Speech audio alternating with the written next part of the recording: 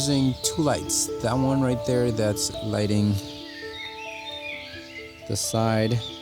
Then I'm going to use another light that lights up the gills, which is this light right here, just pointing from under, and shooting 50 images to stack them later, and that's what it looks like.